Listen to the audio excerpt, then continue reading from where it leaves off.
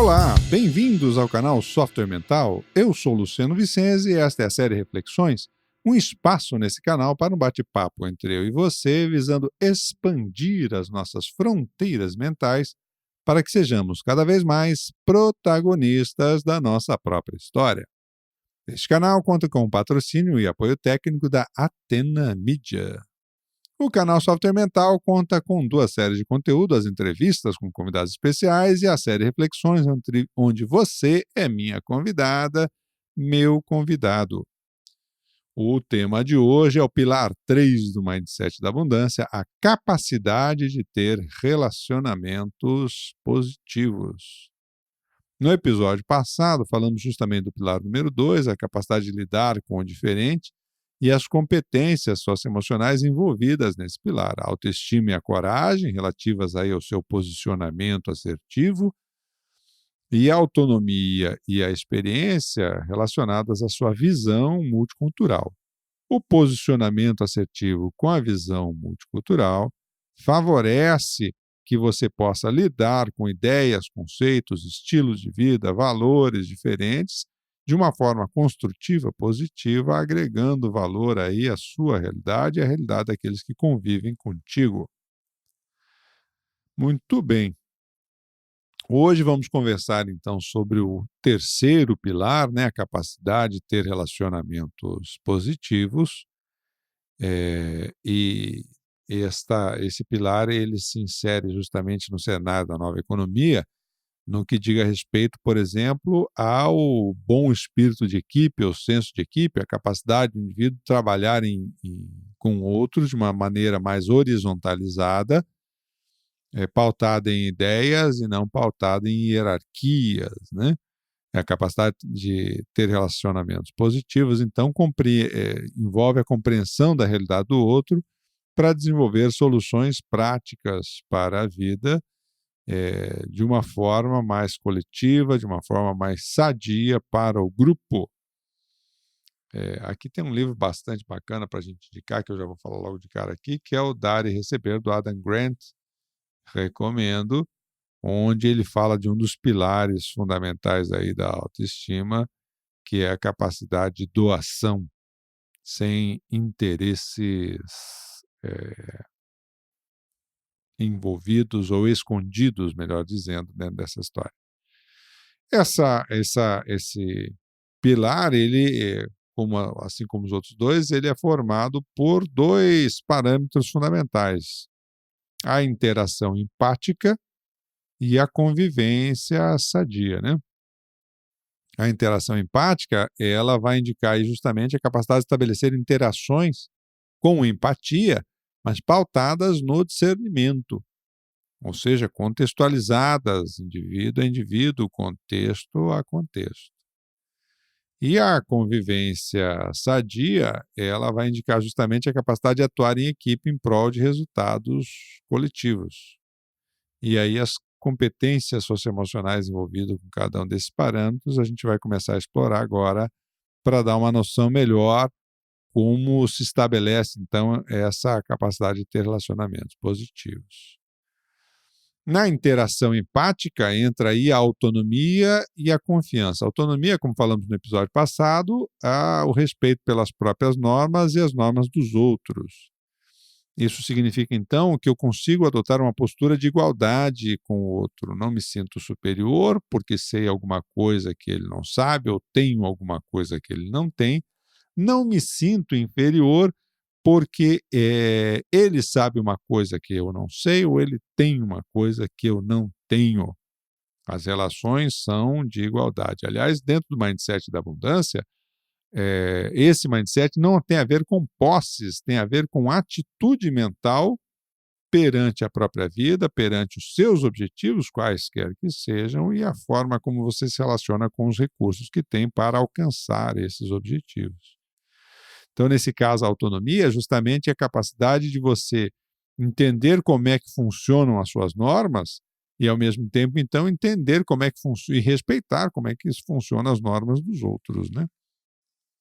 E isso favorece a gente entender os limites de cada um. Já a confiança, ela favorece aí os aportes, reconhecimento dos aportes recebidos, né?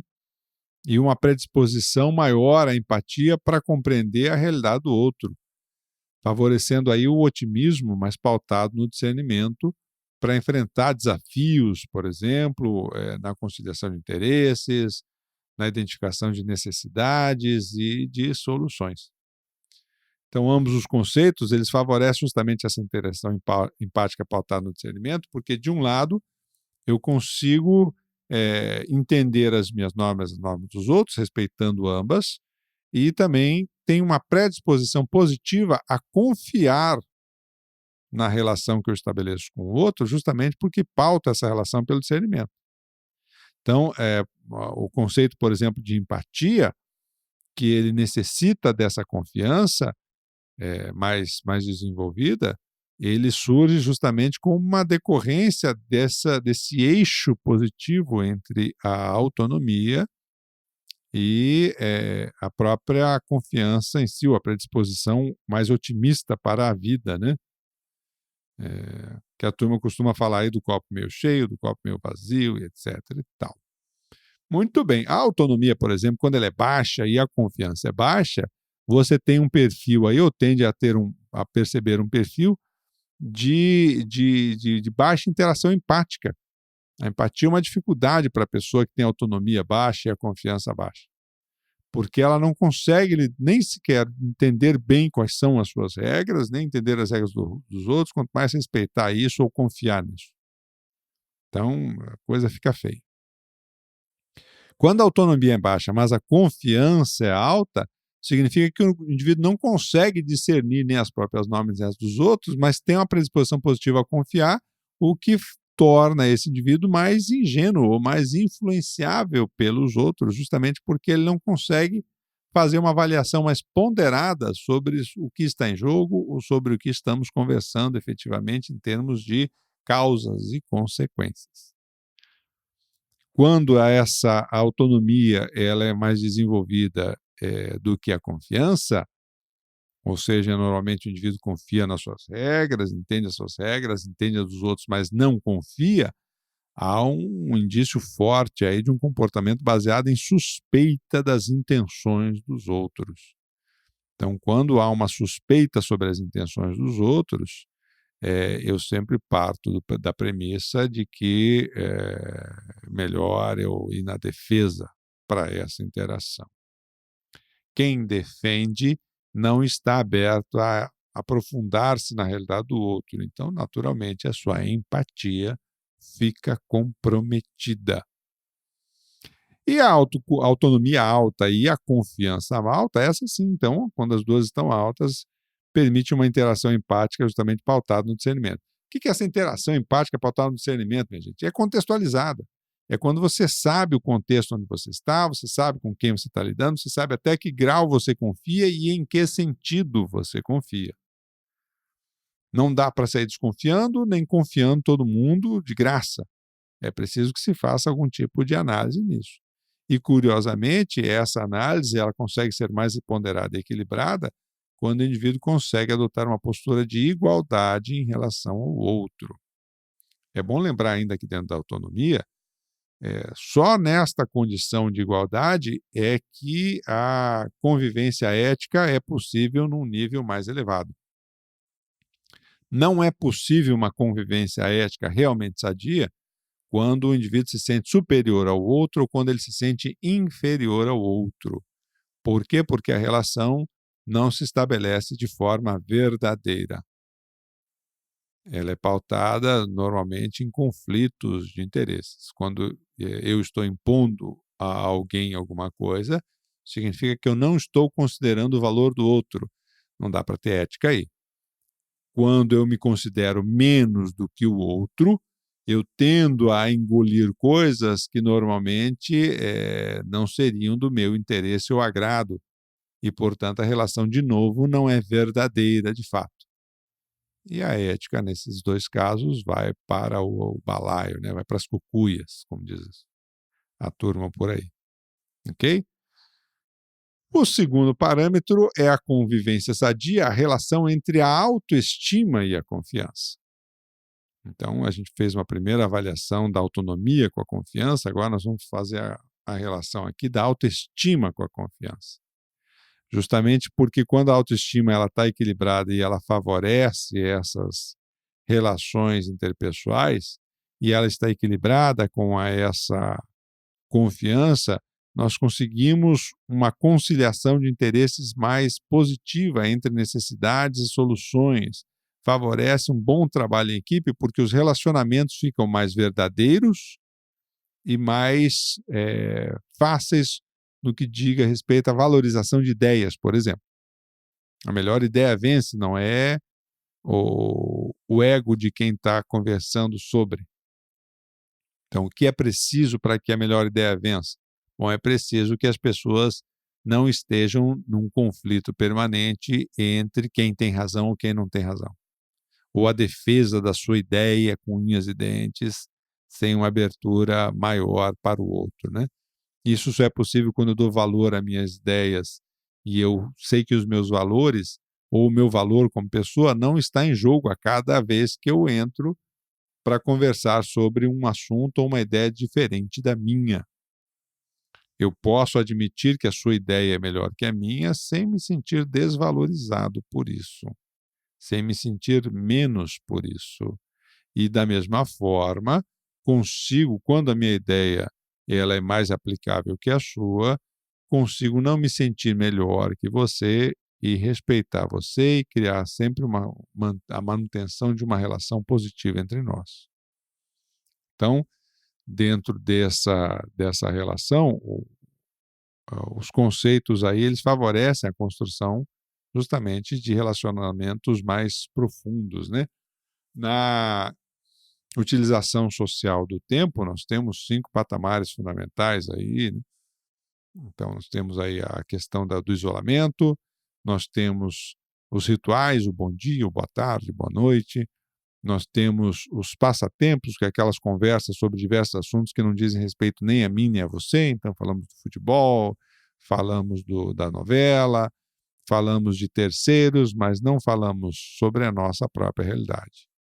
Quarto nível de interação social do tempo, o uso social do tempo é a questão dos jogos psicológicos, justamente essas opressões de lado a lado, com tendências a chantagem emocionais ou a tendência a querer mostrar quem é o melhor, que são então os distúrbios dessa convivência sadia.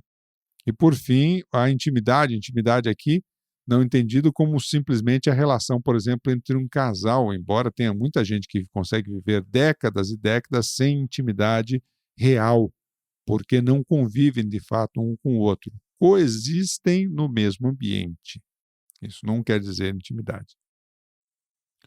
A intimidade aqui é sempre que há uma conversa sobre a realidade que envolve as pessoas de forma a chegar a fundo nos pontos centrais daquele assunto, sem melindres, sem medos de mágoas, sem ressentimentos após a conversa.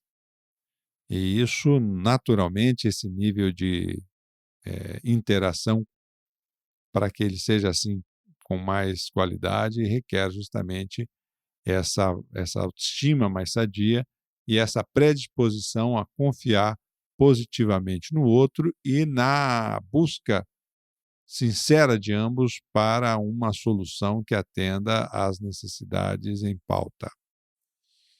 Então, dentro da relação entre essas duas competências, quando o indivíduo tem uma autoestima baixa e uma confiança baixa, há uma autopercepção negativa de si mesmo e uma dificuldade de interação com o outro, porque eu não confio no outro. Então, eu não me vejo com muito valor e também não consigo ver valor em você porque desconfio de tudo. Quando a autoestima é baixa e a confiança é mais alta, há uma tendência do indivíduo pautar o seu valor pela opinião dos outros. Eu confio mais no que você diz a meu respeito do que eu mesmo. Então, se você diz que está legal, eu acho que está legal. Se você diz que não está legal, então para mim também não ficou legal. Ou seja, a noção de valor pessoal é estabelecida por terceiros. E isso não é preciso ir longe para entender por que então o indivíduo se esconde muitas vezes na formatação social e no atendimento das regras e costumes sem questionamento, porque a noção de valor pessoal é baixa. Na relação de uma autoestima mais alta e uma confiança mais baixa, normalmente essa é uma condição difícil, viu, minha gente? Porque normalmente o cara tem uma certa visão distorcida de superioridade. Essa autoestima, na verdade, ela não está bem equilibrada, porque quando a autoestima é equilibrada, a confiança, a predisposição a confiar no outro a partir da realidade do outro é maior. O comportamento de defesa, que nós já falamos, inclusive, em várias outras competências aqui, ele normalmente tem a ver com o bem-estar consigo mesmo. Então, dá para entender já que dessas 6 competências que a gente tratou aqui, autoestima, coragem, autonomia, confiança, experiência e criatividade, a autoestima é um pilar forte desse cenário e da formação e desenvolvimento dessas competências. Ela não é impositiva, mas ela tem um impacto interessante aí, significativo dentro desse escopo. Então, quando o cara tem uma autoestima mais elevada e uma confiança baixa nos outros, ou nos contextos, ou nas possibilidades, significa fortes indícios aí que há uma certa noção de superioridade, e essa autoestima, então, na prática, não está bem equilibrada, não. Há uma distorção da autopercepção em relação ao valor pessoal. E quando a autoestima está bem positiva e a confiança está bem positiva, aí sim nós temos todas as condições para uma boa convivência nas relações interpessoais e o bom desenvolvimento do senso de equipe. É aquela pessoa que ela entra na equipe com uma postura mais doadora, com uma postura mais colaborativa, conseguindo estabelecer um bom nível de empatia, grata pelos aportes que recebe, disposta a fazer aportes pessoais em benefício do grupo, ou seja, favorece a sinergia, cria mais entrosamento, favorece aí a produtividade em equipe, porque o ambiente de trabalho fica melhor. Não é isso?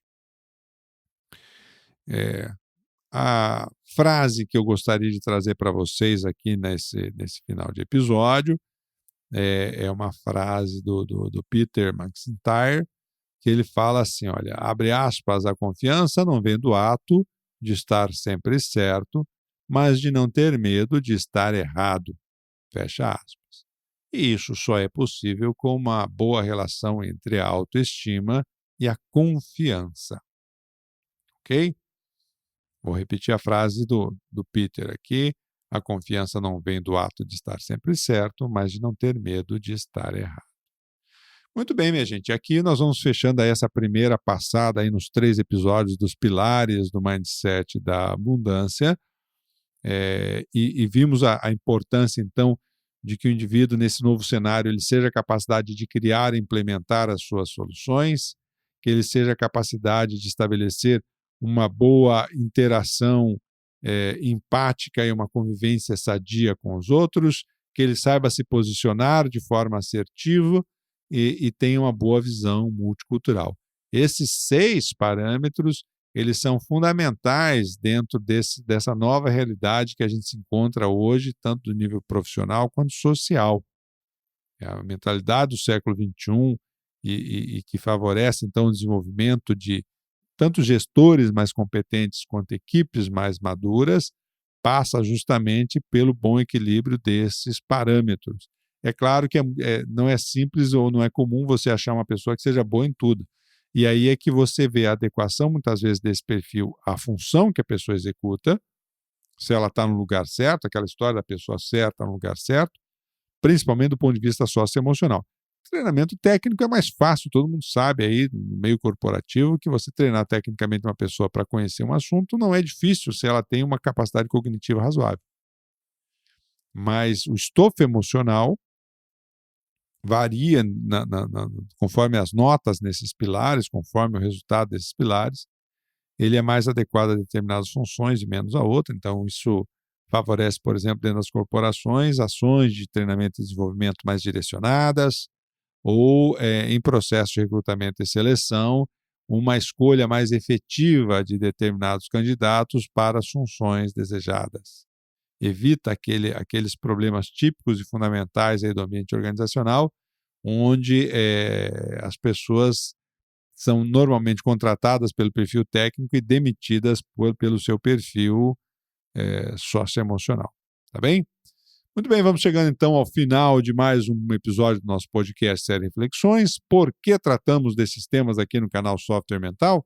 Porque confiamos que o mundo é um cenário de oportunidades para quem expande as suas fronteiras mentais e você merece aproveitar essas oportunidades. Entre no nosso site www.softwaremental.com.br, baixe lá os nossos e-books, curta os nossos artigos, curta e acompanhe a gente.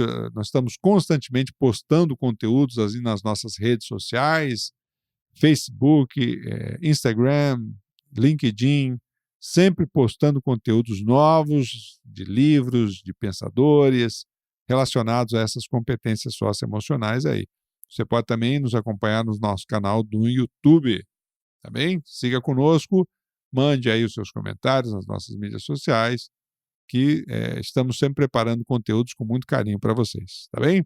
Um abraço e até um próximo episódio. Tchau!